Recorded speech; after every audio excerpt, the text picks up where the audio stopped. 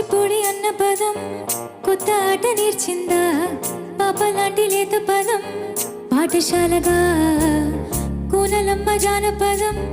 పల్లె దాటి వచ్చిందా జావళిల జానతనం బాట చూపగా కొంచెంలో దాగే చిత్రాలు ఎదురొచ్చే